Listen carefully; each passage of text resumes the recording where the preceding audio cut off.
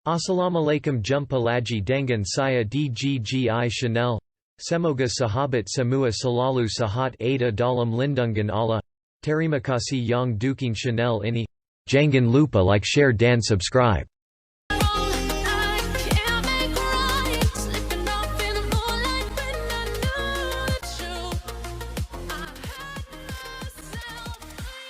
Waktu terbaik berhubungan badan. Pertama, ada keadaan di mana seorang suami dianjurkan untuk mendatangi istrinya. Keadaan itu adalah ketika suami tidak sengaja melihat wanita dan dia terpikat dengannya. Anjuran ini berdasarkan hadis dari Jabir bin Abdillah radhiyallahu anhuma, bahwa Nabi Shallallahu alaihi wasallam bersabda, wanita itu, ketika dilihat seperti setan, punya kekuatan menggoda.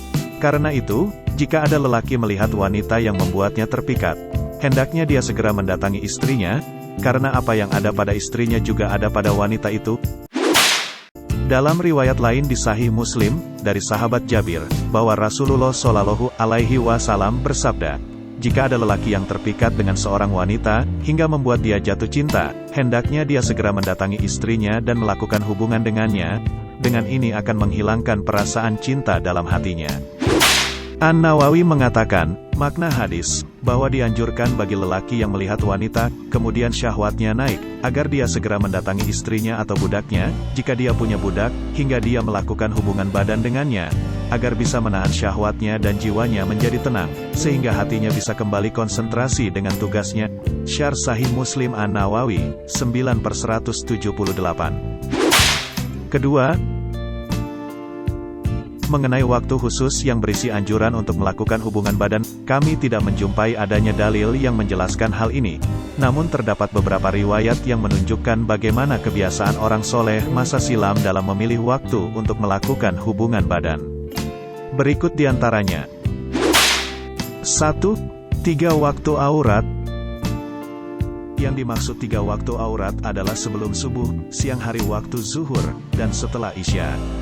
Allah berfirman, hai orang-orang yang beriman, hendaklah budak-budak, lelaki dan wanita, yang kamu miliki, dan orang-orang yang belum balik di antara kamu, meminta izin kepada kamu 3 kali, dalam satu hari, yaitu, sebelum salat subuh, ketika kamu menanggalkan pakaian luarmu di waktu zuhur dan sesudah salat isya.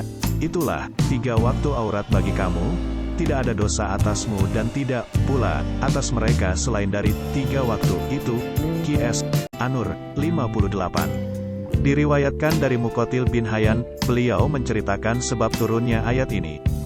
Ada pasangan suami istri di kalangan Ansar, yang dia sering membuatkan makanan untuk Rasulullah Shallallahu alaihi wasallam. Suatu ketika budaknya masuk ke kamar menemui mereka tanpa izin di waktu yang mereka tidak sukai untuk ditemui. Sang istri pun melaporkan kepada Nabi Shallallahu alaihi wasallam, wahai Rasulullah, betapa buruknya sikap orang ini. Dia menemui seorang wanita ketika dia sedang berduaan bersama suaminya dalam satu selimut. Kemudian Allah menurunkan ayat di atas. Tafsir Ibn Katsir. Allah menurunkan syariat agar anak yang belum balik, atau budak yang tinggal bersama tuannya, untuk tidak masuk ke kamar pribadi orang tuanya atau kamar tuannya pada 3 waktu khusus tanpa izin. 3 waktu itu Allah sebut sebagai waktu aurat, karena umumnya, mereka sedang membuka aurat di 3 waktu itu. Ibnu Katsir menyebutkan keterangan dari As-Sudi. Dulu para sahabat radhiyallahu anhum, mereka terbiasa melakukan hubungan badan dengan istri mereka di 3 waktu tersebut. Kemudian mereka mandi dan berangkat salat. Kemudian Allah perintahkan agar mereka mendidik para budak dan anak yang belum balik, untuk tidak masuk ke kamar pribadi mereka di 3 waktu tersebut, tanpa izin.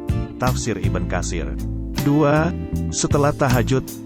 Rasulullah Shallallahu alaihi wasallam memiliki kebiasaan tidur di awal malam, untuk bisa bangun di pertengahan atau sepertiga malam terakhir, melakukan salat tahajud. Aisyah menceritakan, Rasulullah Shallallahu alaihi wasallam mendekati istrinya setelah tahajud.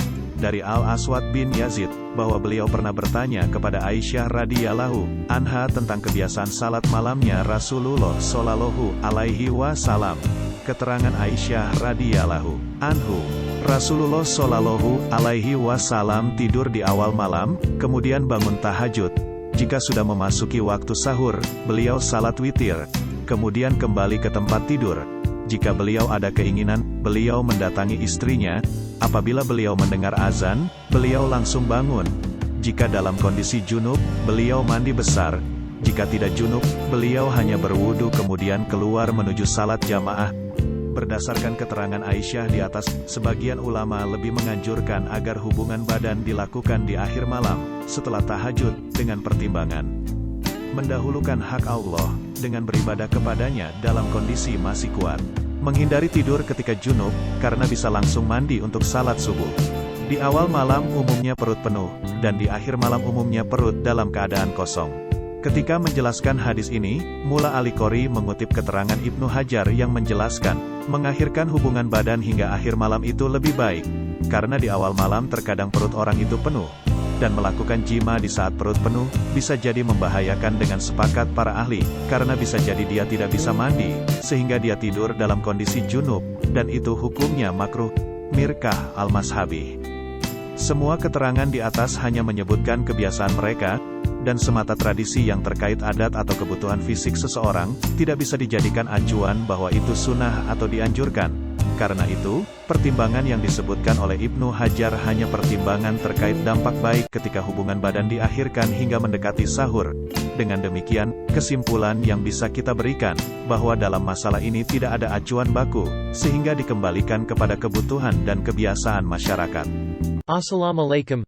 Saya ucapkan terima kasih banyak yang telah like share subscribe dan nonton channel ini.